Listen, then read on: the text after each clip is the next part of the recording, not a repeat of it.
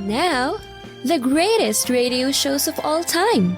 Suspense. The Shadow Node. Washington calling David Harding, Counter Spy. Classic radio theater. The Great Gildersleeve. Fibber McGee and Molly. Dragnet.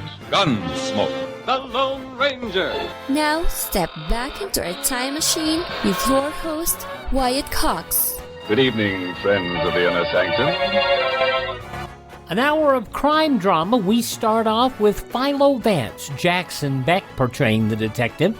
This episode originally broadcast on February 7th, 1950. This is entitled The Chicken Murder Case. That's what I heard, Tommy. That's what I heard, I tell you. Frankie ain't gonna stop until he stops you. That right, Chick? Well, what do you know? So Frank Stacy's bringing that feud out into the open. That's what I heard. What are you gonna do about it, Tommy? Stop fluttering around. Maybe I'll be able to think. Oh, when do they call you Chick? You act more like a chicken than anybody I ever saw. A 40-year-old chicken. Hey, that's really something. Well, they don't call me Chick because I act like a chicken.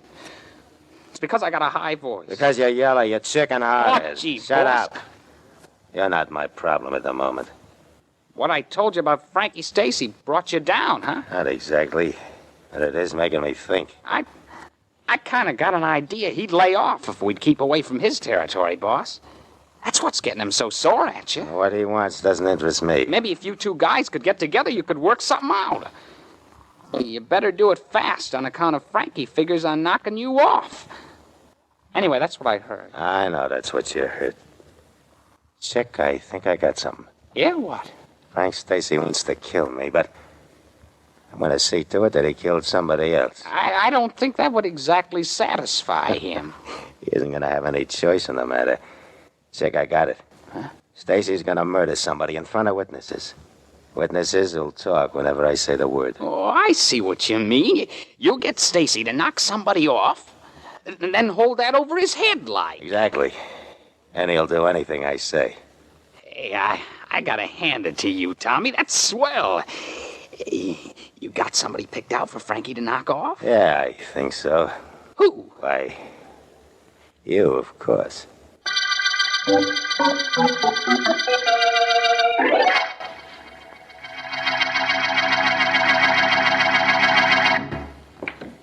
Good shot, Frankie. It was solid, Eddie, solid. And I'm getting hep to all the angles on this billiard table of mine. I'm sharp, huh? Sure, Frankie, sure. You glad you bought the table now? Natch. Only I think I'm going to change the color. I don't like that green business. All pool tables got green, whatever that is on them, Frankie. That's the reason I'm going to change the color on mine. I'm going to be different. Keen, that's me. Now back up and watch me make a massé shot. Quarter says you can't. Put up or shut up. I can't do it for both of us. My money's good. Now shut up while I try this shot.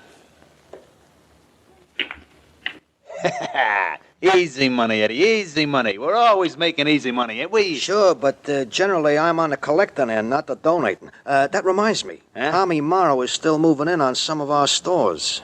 Well, he won't be much longer. I'm going to take care of him and that stooge, Chick. Today, maybe. And I'll take care of him solid. I got a plan. Oh, Want me to get it, Frankie? never mind. Yeah, Stacy talking. Frankie, this is Joey. So? So about Tommy Morrow. You better work fast, Frankie. I just heard that he's sending Chick Lewis out gunning for you. Straight tip, Frankie. Yeah, thanks, Joey. I'll remember this. What was it, Frankie? Anything important? Could be. Tommy Morrow is sending that stooge that acts like a chicken. You know, that Chick Lewis, out to knock me off. He's sending Chick? What's he gonna do, peck you to death? That ain't funny, Eddie. I'm sorry, boss. What are you gonna do? Me? I'm gonna call Tommy and make a deal with him later. Right now, I'm gonna try and make a 3-cushion shot with this billiard cue.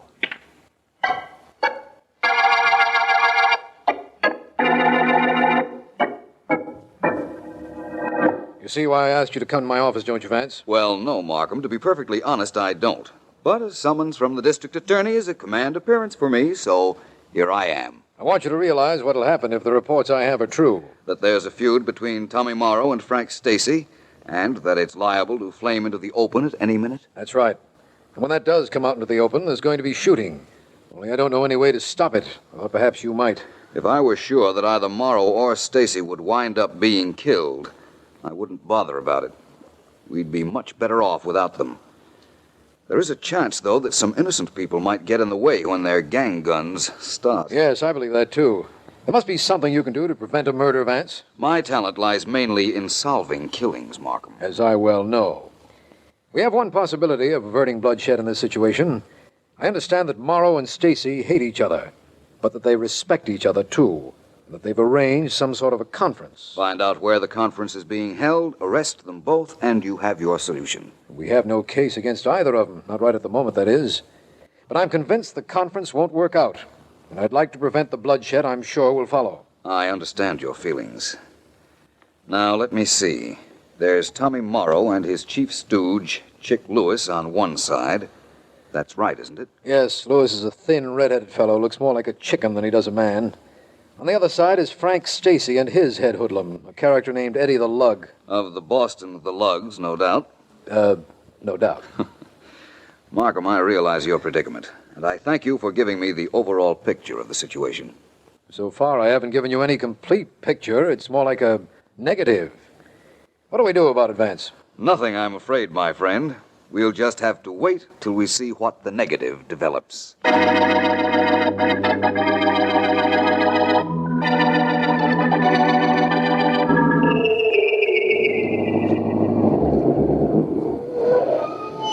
Well, Tommy, here we are. You see any sign of Frank Stacy? I don't see none. Oh, Chick, I don't see any sign of him either. But he'll be here. This meeting was his idea. You think he was on the level when he asked you to meet him? Could be, and then again, maybe this is a gag. You keep me covered all the time I walk up to meet him, and if anything happens, I'll... There's a car pulled up over there. Yeah, I see it. 2 guys in it. That should be Frank Stacy and Eddie the Lug. That's you, Tommy? Yeah, Frankie. I see you brought company. You ain't exactly alone either. I didn't bring Eddie to make trouble. Just to make sure you didn't. How about meeting me halfway? Good enough. I'll take your eyes off him a minute, Chick, you hear me? Don't worry, Tommy. I'll keep Frankie between his gunman and me so Eddie won't do any shooting. You just make sure Frankie doesn't make a move if he does. Don't ask questions, let him have it. Sure. You coming or not, Tommy? Right with you. Keep your hands away from your pockets, Frankie. I'll do the same. Solid, Tommy.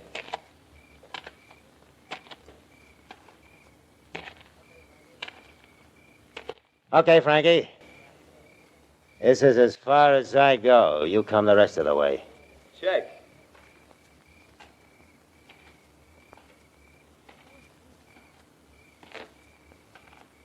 Glad you decided to meet me, Tommy. I listen to propositions all the time. What's yours? Here you got your stooge, Chick, gunning for me. What I hear is that you're a little sore at me for cutting in on you. You're supposed to be out after me. Maybe the whole thing is a misunderstanding. I wouldn't bet on that. Natch. Now look, Tommy. This is a deal. Stay away from my territory and there'll be no trouble. Keep cutting in and both of us will be sorry. You'll be sorry you did it and I'll be sorry about what I have to do to you. Latch on? That's no proposition. No? No. Well, this is. We start working together. Put your territory and mine together. Run things together and split the take right down the middle. Well, part of that sounds all right. It's okay with me to do just what you say, except one thing. We split 60-40, and I get the 60. That ain't exactly fair. So sue me. People say you're tough. I guess people are right. You don't like a 50-50 deal. Somebody must have told you. Okay, Tommy. You had your chance. As far as I'm concerned, we dig each other. The meeting's over. Good enough, only let me tell you something. Tomorrow at this time, you're going to be begging for the chance at a 40% cut. Spend a little time thinking about that, Frankie. You ain't got much more than a little time left.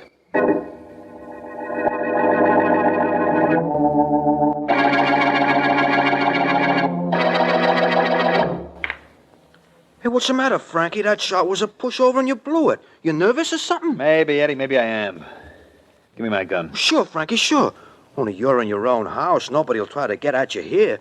You worried about Tommy Morrow? I don't want him to make his move before I'm ready to make mine. Let me have that gun. Sure, Frankie. Here it is. I feel better with it in my pocket. Yeah. Now maybe I can shoot a little billiards. Gonna try this one off the rail. 2 bits I make it. No bets. That gives me all the confidence I need. I'm solid now, Eddie. Plenty solid. All I needed was... All you needed was what, Frankie? Hey, boss, it's Chick Lewis, Tommy Morrow's stooge. That's right. And don't either of you do nothing stupid like reaching. Frankie, I got a message from Tommy for you. He says if I want to prove I'm not yellow, I'm to take my gun down to see you and let it do the talking on account of... Good work, Frankie. You done it. You got him right in the chest. So that was the gunman Tommy sent down to get me, was it? Get rid of him, Eddie. Starting to bleed all over my new billiard table. I don't like the green cloth, but I don't think I like it red either.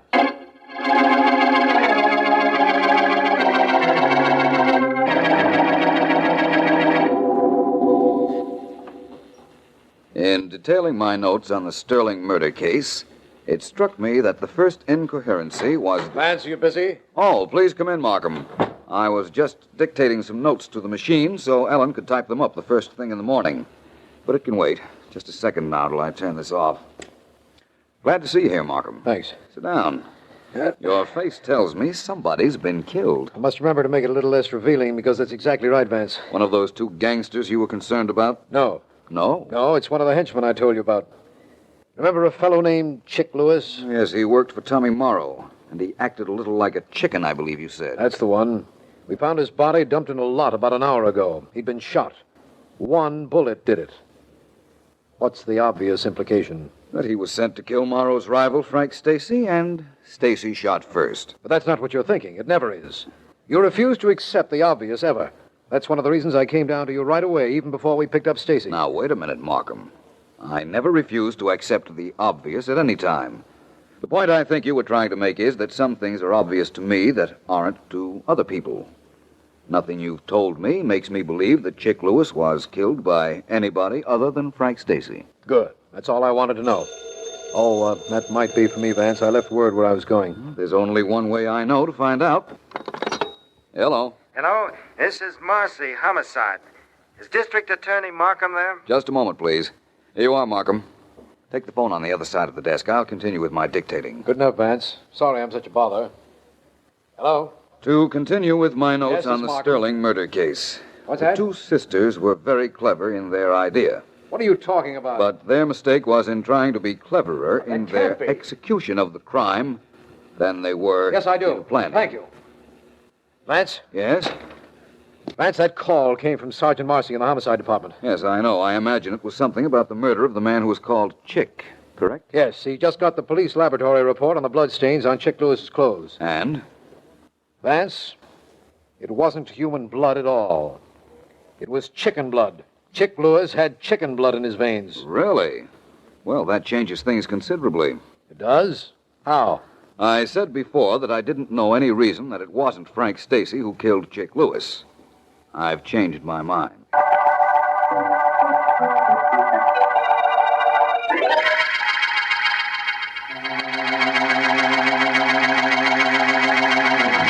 From February 7th, 1950, Jackson Beck as Philo Vance on Classic Radio Theater with Wyatt Cox. Are you suffering with arthritis or osteoporosis? Do you have diabetes? Did you know that these are just 2 of the hundreds of diseases that have seen improvement with Dr. Wallach's incredible longevity products? You can't get them at a health food store. The only way to get them is to call us at 800-214-0065. That's 800-214-0065. Do you have heart disease, fibromyalgia, or high blood pressure? Do you have a terrible time losing weight? Dr. Wallach can help. He was a veterinarian and cured diseases in animals. He felt that he could do the same for humans, so he became a physician. Over 50 years of research and helping people like you goes into every bottle of Dr. Wallach's amazing discoveries. Do you want to feel better? Learn how to treat the cause of your problem rather than covering up the symptoms with drugs. Call 800-214-0065.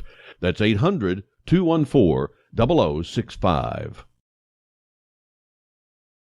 Thanks for tuning in to Classic Radio Theater with Wyatt Cox. Now more of Philo Vance, February 7th, 1950, The Chicken Murder Case.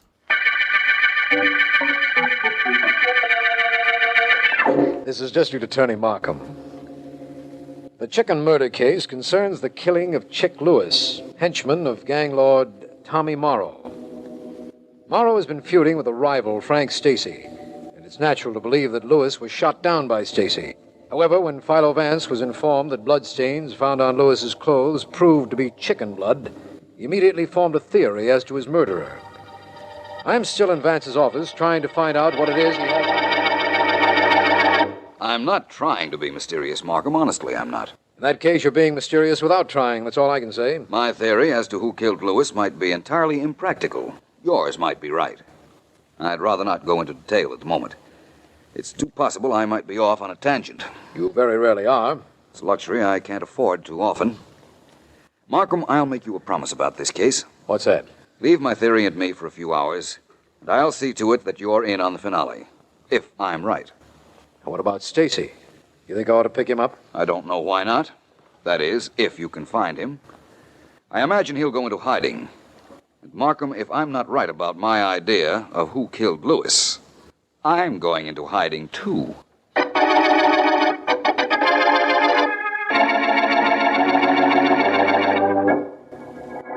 Well, this thing worked out just the way I planned it. Thanks for your help, kid. It's okay, Mr. Morrow. Now, remember what you did. It helped me get Stacy over a barrel, and that's where I'm going to keep him, too. Oh, and you can cut out that Mr. Morrow stuff, kid. Just call me Tommy. That's okay. Now, just a minute. Yeah, who is it? This is Stacy, Morrow. Hiya, Frankie. You got my message to call me? That's right. What happened? You decide to get together with me and split the take two ways? Well, I wouldn't exactly say that. In fact, I was pretty sure you were ready to listen to that 60-40 deal of mine. Now. What do you mean now? Just that. Now. You knocked off a pretty good boy of mine, Chick Lewis, Frankie. Oh, I did I? Well, that's news to me. Of course, I heard he was dead. Cut it. You killed him. You killed him at your apartment. With my little hatchet. Get cute if you want. But I can send you up anytime I like for knocking off Chick. You saw me do it, of course. I didn't. I got a little news for you. If I killed the guy, and I'm not admitting anything, you understand, I wouldn't be stupid enough to do it with anybody around. You should have made sure of that, but you didn't. Besides, you trusted the guy who saw you kill Chick. Eddie? That's right. He's working for me now. That's your story. Wait a minute. Eddie, talk to your ex-boss. Sure. Hello. That you, Frankie? That's enough. Put Tommy Morrow back on. Sure. Wants to talk to you again. I thought he would. Okay, Frankie, what goes now? 60-40 split for me and you? Or does Eddie go to the cops? Tommy, it looks like you and I are partners. Well, practically partners, anyhow.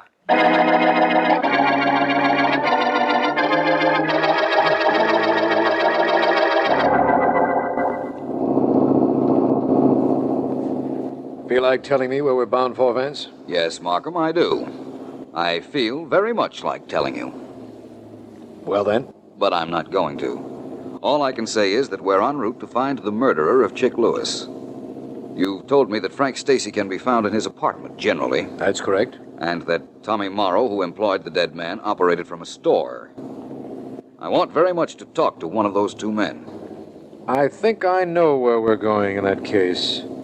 You don't concede that Stacy killed Lewis, therefore you want to talk to Tommy Morrow. Is that correct? Exactly.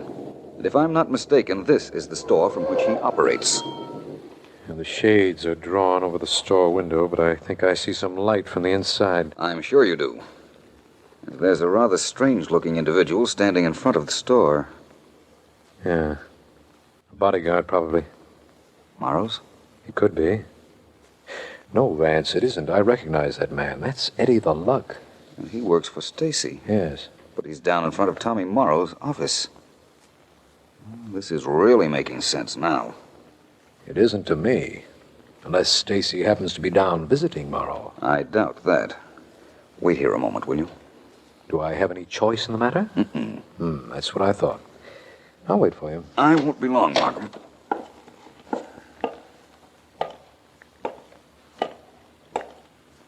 Going somewhere, Bud? Yes, I think so. I'm going in to see Tommy Morrow. What makes you think so? Look, I don't have any time to delve into my reasoning with you. Step away from that door. Apparently, you didn't hear me. Let me try your other ear. My name is Philo Vance. As soon as you step away from that door, I'm going in to see Tommy Morrow because I think he killed Chick Lewis. Come on, move, you. Make me. All right, I will. You. I don't think so. Oh, I imagine you're right, Vance. You didn't need any help, did you? Not with that character. Well, as long as you're here, Markham, let's go into this store and we'll see Tommy Morrow together. What about him? Oh, leave him lying there. He's a good advertisement for me. Yeah, I know what you mean. Well, let's go.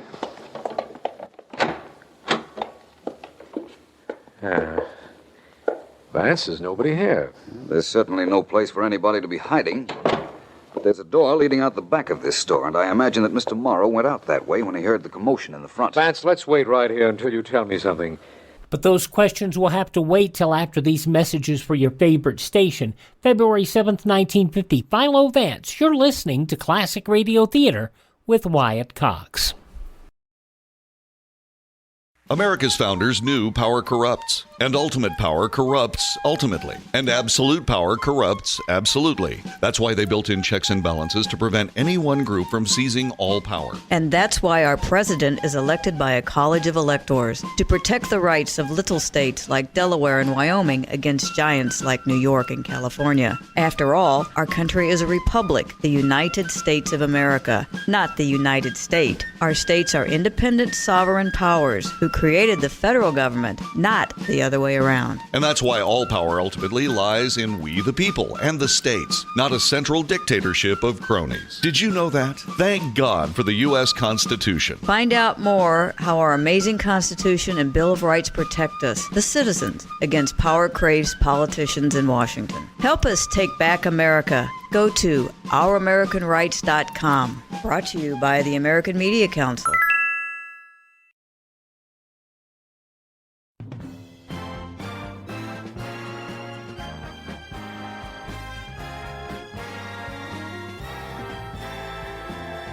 Thanks for tuning in to Classic Radio Theater with Wyatt Cox. Yours truly, Johnny Dollar, straight ahead. But first, the conclusion of the chicken murder case, an episode of Philo Vance, February 7th, 1950. You believe, apparently, that Morrow killed his own employee, Chick Lewis. You've offered me no reason for your believing that, or any motive for Morrow to kill Chick. You're absolutely correct. Oh, it's about time I was. A few moments ago, you told me that seeing Frank Stacy's stooge, Eddie the Lug, outside this store confirmed your theory. That I did. You don't tell me how or why or when this case will be over. Don't you think it's about time you parted with some information? Yes, I do. I believe, in all honesty, that this case will be over tonight. I believe that I can turn Chick Lewis's killer over to you. And what's most important, I believe I can prove everything I say.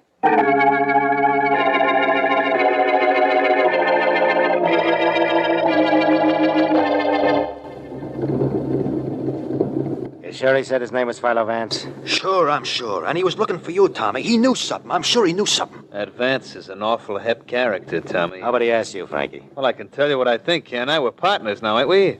60-40 maybe, but partners just the same. I think getting rid of Vance is a good idea. That's why we're here in front of his apartment, ain't it?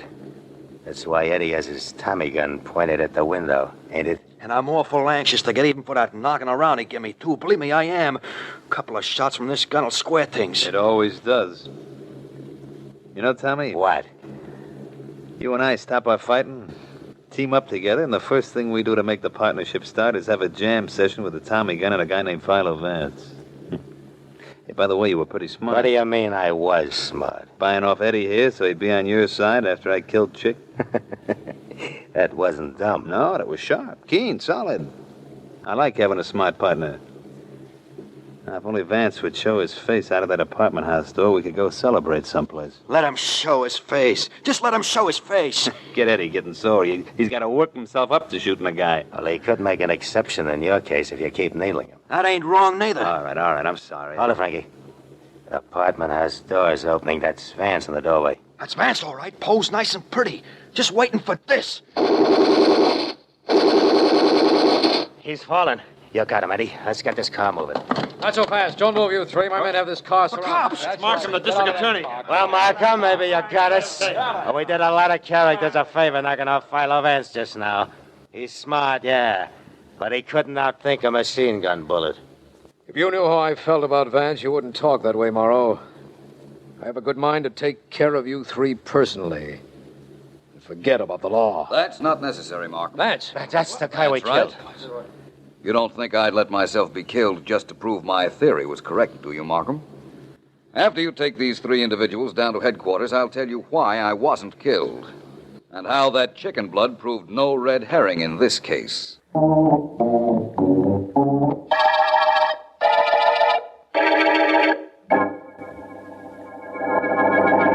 You'd better start from the beginning, Vance. I have a hunch this is going to be complicated. It isn't at all, Markham. And I think I'd better start at the end. You know now why I called you to be in front of my apartment with some policemen. Yes. You saw something that led you to believe there'd be an attack on your life because you knew too much about the Chick Lewis killing. And there was. And we heard enough while the police and I were hiding in the hedges near the gangster's car to send them all away for a long time. If not forever. Very well, then. We have that much out of the way. I'll take it from there. When I saw the men parked in front of my door, I suspected who they were, so I called you. And then fixed up a dummy to resemble me as much as possible. Then you came down, opened the street door, set the dummy up, and ducked out the back way. I gathered that. That much is true.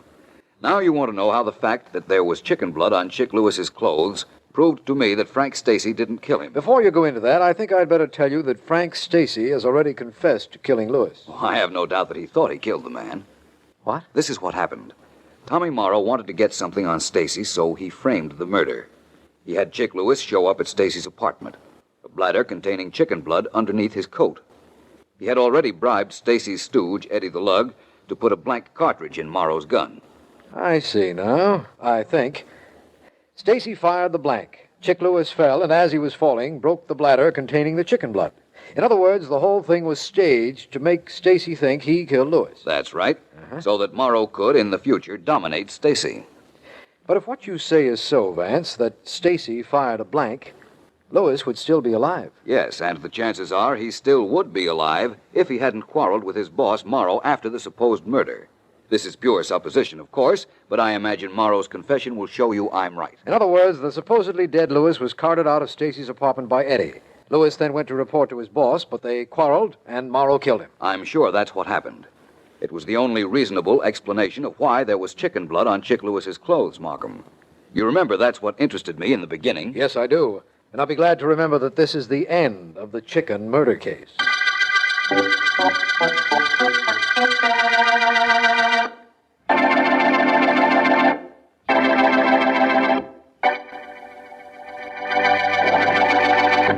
February 7th, 1950, Philo Vance on Classic Radio Theater with Wyatt Cox. You know, I've told y'all how much my feet hurt from time to time, and I've also told you how much I enjoy getting to work because right here under my desk I have a pair of my slippers. Mike Lindell's new invention with patented fill, the My Pillow fill that, he works in the pillow so well, comfort memory foam, patented impact gel, and it has an indoor-outdoor sole for all-day use. Right now, they are on sale. If you go to mypillow.com, click on the radio listener square, you will see My Pillow slippers at 50% off, but only for a limited time. Plus, you'll get Mike's softcover book, What Are the Odds? From Crack Addict to CEO. Go to mypillow.com, click on the radio listener square, use my promo code USA, or call 1-800-951-8175. Use my promo code USA. Savings on overstock items, too, at mypillow.com. Now on Classic Radio Theater with Wyatt Cox, Part 2 of the 5-part Yours Truly Johnny Dollar story, The McClain Matter. This was originally broadcast February 7th, 1956. From Hollywood, it's time now for... Johnny Dollar. Don Taylor, what do we do about Doris McClain? Find out if she's telling the truth about being legally dead and having her husband collect her insurance, Don? No, Johnny. I mean right now. You can't press any charges against her or him until we get some facts. Well, she gave us a statement admitting everything. Can't we file charges on that? I'd rather not. Huh? Why? Oh, just a feeling. Call it a hunch if you like. Now, wait a minute. Don, I don't think she's told us the truth.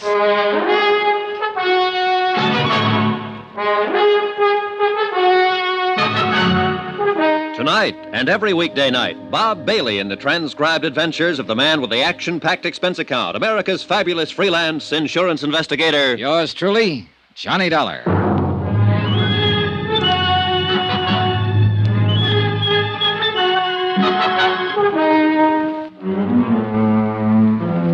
Expense account submitted by Special Investigator Johnny Dollar to Tri-State Insurance Underwriters International Building, Hartford, Connecticut. The following is an accounting of expenditures during my investigation of the McClain Matter. A dead girl who was very much alive. Expense account, item 2, $5. Lunch at a little place called the Copper Kettle for myself and Don Taylor. I think we should act, Johnny. Yeah, well, I don't. Not yet. Look, I listened to her whole story. You listened only a part of it, so get this. She was married to a doctor in Los Angeles, Dr. David McClain. Yeah. One night, 2 years ago, a girl named Teresa Corbett walked into his office, a little drunk and a little sick. She had a heart attack. She died. The doctor found a name and a Jersey City address in the girl's purse. He called up the New Jersey address, and an apartment house manager told him the girl's mother, her only living relative, died 2 days before. Dr. McClain hangs up and tells his wife he'll bury the other girl under her name and collect the insurance. No sense in going into all this, Johnny. Now, wait a minute. Doris McClain agreed to this. Her husband calls in another doctor and has the death certified. Doris McClain goes to New York. Her husband collects the insurance. But didn't meet her in New York, as he said he would. 2 years ago this happened, Don. Today she comes in and says, I'm tired of waiting for him. We cheated you. Do something to us. She also said she'd read a notice that her husband's going to marry some other girl. Makes sense to me. Yeah, well, not to me, Don. At least not all of it. Why? Why not? What are you looking for? The holes, and there are plenty of them, Don. Look, for one reason, she told it the same way both times. For the second reason, if all this happened on the spur of the moment in Los Angeles, that is, the girl came into the doctor's office off the street and died suddenly, why would the doctor bother to call New Jersey? Why wouldn't he call the Los Angeles police, for instance? Because he had the insurance thing in mind? Well, what do you think? Now, look, Johnny, I think you're pushing too hard in here. I'm trying to tell you what we're up against. All we have to do is verify her story. Yeah, well, there's something cockeyed in the way it comes out. According to Mrs. McClain's statement, the doctor thought of the insurance trick as he went along. That is, after he called Jersey City and found out the dead girl in his office had no one else in the world because her mother had died a couple of days before. After he saw he had a good chance. Yeah? He wouldn't have known he had a chance to pull the trick if he'd done what he was supposed to do and called the Los Angeles police. Yes, but... Now, that's important. And look, here's another thing. Mrs. McClain says she was acting as receptionist in his office when this strange girl came in. Now, I don't know about you, but every receptionist I've ever seen in a doctor's office will ask you your name and address before you see the doctor. Mrs. McClain didn't do that at all. But... They'll get your name and address unless they already know it. Where's Mrs. McClain now? Over at the New Hartford Hotel. I asked Sam Benson to keep an eye on her until we file charges and take her into custody. Well, you can call him off. Now, look here, Johnny. Every word she has told us will have to be verified before we can take any action like that. Every word. I don't know whether I want you to handle this or not. It's okay with me, either way. Now, wait, Johnny. You want some more coffee? No, thanks. Let's not argue anymore. Okay, let's not. Mrs. McClain admitted she helped her husband cheat us out of $10,000. We've got that on paper. Look here. I made a check on the policy. We issued a straight life policy in Doris Mary McClain in Los Angeles, April 23rd, 1945. According to our records, Mrs. McClain passed away February 1st, 1954. Yeah. Claim was filed by the beneficiary, husband, David Earl McClain, M.D., February 4th, and paid off on the 10th. $10,000 full claim. Here you are. Uh-huh. That's a photostat of the death certificate attached. Yeah. Cause... coronary thrombosis. Now look at that signature. Dr. Willis Reed. That's the same doctor she said her husband called in. I know. What else? Business about her living and working in New York in a medical lab. This is the name of the place. Mm-hmm. She said she'd used the name of Patricia Kennedy. Well, I put in a call to their personnel manager. I described Mrs. McClain to him, and he said that sounded like her. Checked out. They'd been with him almost 2 years. Yeah, that's about it. Well, I call the airport, and they'll get me out to Los Angeles by tomorrow morning. Thought it'd take a few hours in New York to check some other things out. Sure. That looks pretty definite to me, especially with her statement and all the things she said. So what have you got to worry about, Johnny? All the things she didn't say. Expense account item 3, $38.14. Transportation, Hartford, Connecticut to New York, New York. I checked my bag at Idlewild and took the limousine in as far as the Waldorf. Expense account item 4, $3, cab fare and tip. Number 22, 57th Street. Doris McClain's residence, where she'd lived as Patricia Kennedy, apartment 23. I talked to the manager. This is her apartment, Mr. Dollar. I see. How long has she lived here? Moved in, 2 years ago next month, March 1954. Good tenant? Very quiet. Ever talked to her? Not much. Christmas time, we had a drink together down in my apartment with my wife. First time I knew she worked in a medical laboratory. Mm-hmm. Does she have any friends in the building that I could talk to? Not that I know about. She keeps to herself, minds her own business. May I ask where she is now? In Hartford, Connecticut, at the New Hartford Hotel, if you want to talk to her about anything. I might want to talk to her about you. So?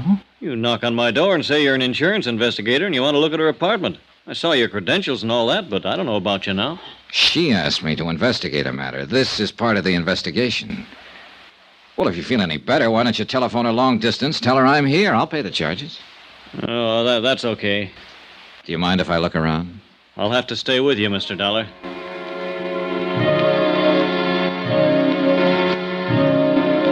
An hour later, I located a Mr. Platt at the Hyde Park Laboratories where Doris McClain had been working using the name Patricia Kennedy. His answers concerning her conduct, habits, and attitude were identical with those of the apartment house manager. I talked to 3 people who had been working with her in the lab. Same result.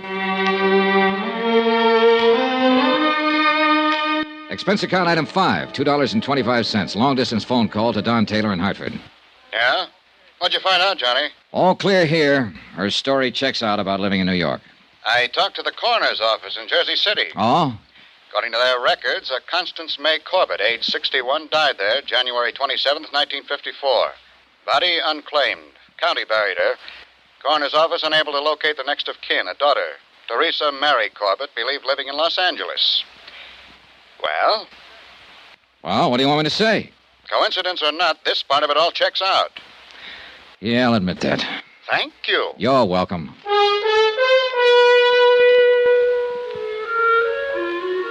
Expense account item 6, $113.65. Transportation, New York to Los Angeles. We landed at International Airport in a heavy fog at 8:35 in the morning. By 9:35, I was in my room at the Statler Hotel sleeping. At 4 o'clock in the afternoon, I got up and showered and shaved and had something to eat. There was a special delivery airmail folder for me at the desk from Don Taylor. It contained a flash picture of Doris McClain, a sample of her fingerprints and handwriting, along with the names and addresses of several people in Los Angeles Mrs. McClain thought might be able to identify her. Expense account item 7, $50. Deposit on a rented car to get around Los Angeles.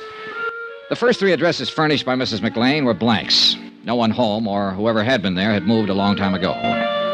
It was beginning to get dark by the time I got to the 4th one, an address on Berendo Street in Hollywood.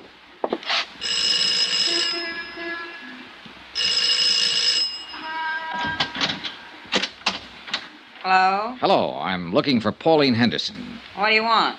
I want to talk to her for a minute. My name's Johnny Dollar. Well, I'm Pauline Henderson. Oh, may I come in? What's your business? I'm an insurance investigator. Well, I don't have any insurance and I don't want any. Well, it's about a case. Wait a minute, I'll put on a roll. Yeah, sure. Hope you aren't going to try to talk me into buying an annuity or something like that. No, nothing like that, Miss Henderson. Oh, all right. Johnny Dollar, huh? Yeah, that's right. Insurance investigator, did you say? Yes. Come in. I thought maybe you could help me.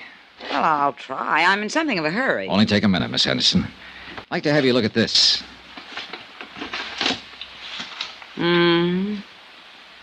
Have you ever seen the woman in that picture before, Miss Henderson? It looks terribly familiar. Is the light all right? Yeah, I can see it. My lord, yes, I know her. Who is she? Well, that was Doris McClain. You're positive? Yeah, she was married to Dave McClain. He's a doctor here in Los Angeles. She died a year or so ago, very suddenly. Yes, so I understand. How well did you know Mrs. McClain, Miss Henderson? Oh, we were friends. I mean, we worked together in a medical lab here before she married Dave. How long did you know her? 5 or 6 years. What is all this? Just wanted to make sure this was Mrs. McClain. Pictures of her, all right. Yes. You know, I don't think you've been exactly telling me the truth. Well, I just had your name on a list, Miss Henderson. I was told that you might be able to recognize a picture of Doris McClain if you saw one. Who told you that? I'd rather not say. My, so mysterious. Well, I don't mean to be. You look nice enough. Is that all you want to know? Yes. Well, one more thing. When did you hear about Mrs. McClain's death? The day after it happened, I read about it in the paper. It was quite a shock. Doris was always so healthy. How did Dr. McClain take it? What? How did her husband take her death? Looking at a picture and saying yes and no is one thing. I wish you'd tell me what this is all about. Let's say I wanted to make sure this was Doris McClain, and I wanted to make sure she died 2 years ago. If I'm any authority, you can be sure of it. How about the other part? Dave McClain? Yeah. He got over it, I suppose. Don't you know? Well, I haven't seen him since the funeral. What's your name again? Johnny Dollar. Where do you live? Hartford, Connecticut. I'm at the Statler Hotel here right now. Why? It just occurred to me. If you wanted someone to look at the picture and identify it, you'd go to Dave McClain and ask him. After all, he was married to her. You'd go to him. I would. Yeah. You go to him before anybody else. I think I'll call him and tell him about you. What do you think of that? That's all right with me, Miss Henderson. Expense account item 8, $3.15. Long distance phone call, Los Angeles to Hartford. John Taylor. Hi, Johnny Dollar. Doris McClain still at the New Hartford Hotel? Yeah, why? Better call your private eye pal, Sam Benson, and tell him to keep an eye on her 24 hours a day. Huh? What are you talking about? The cat's getting out of the bag here. What? I could be wrong, Don. But if I'm right, somebody might want to kill her.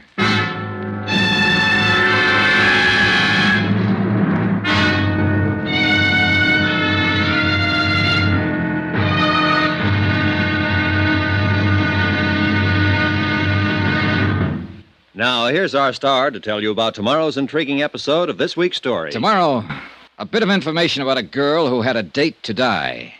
That's right. Join us, won't you? Yours truly, Johnny Dollar.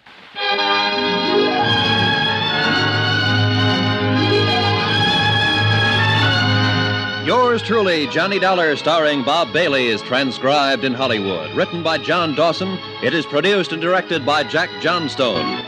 Be sure to join us tomorrow night, same time and station, for the next exciting episode of Yours truly, Johnny Dollar. Roy Rowan speaking.